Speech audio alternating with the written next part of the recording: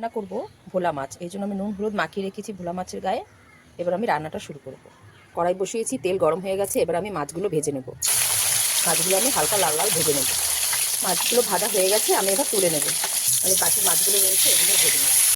মাছগুলো ভাজা হয়ে গেছে, আমি তুলে নেব। সবগুলো মাছ ভাজা হয়ে গেছে, এবার আমি রান্নাটা শুরু করব। এই তেলেই, মাছ ভাজা তেলেই আমি দিয়ে দেবো জিরে আর শুকনো লঙ্কা ফোড়ন আর তেজপাতা। ভোলা মাছের মধ্যে আমি আলু আর বেগুন দেবো। নিয়েছি আলু আর বেগুন কেটে, আর নিয়েছি টমেটো। এবার আমি আলুগুলো দিয়ে দেবো এর মধ্যে। আলু আর বেগুনটা একটু ভালো করে ভাজা ভাজা করে নেব।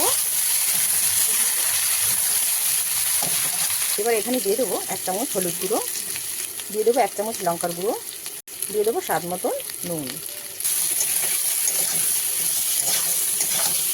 মশলাটা ভালো মতো কষিয়ে নেব।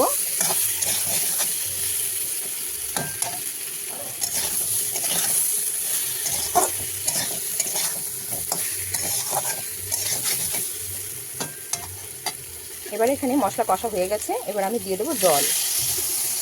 ঝোল ফুটে উঠেছে, এবার আমি ভেজে রাখা মাছগুলো এর মধ্যে দিয়ে দেবো।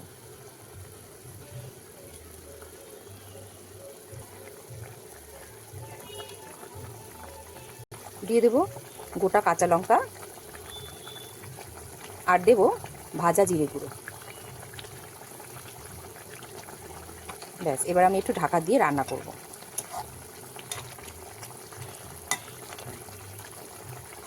আর দিয়ে দেবো টমেটো, অল্প করে টমেটো দিয়ে দেবো।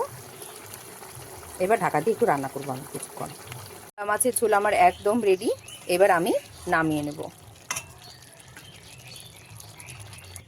দেখো বন্ধুরা, আলু দিয়ে বেগুন দিয়ে ভোলা মাছের রেসিপি আমার একদম রেডি।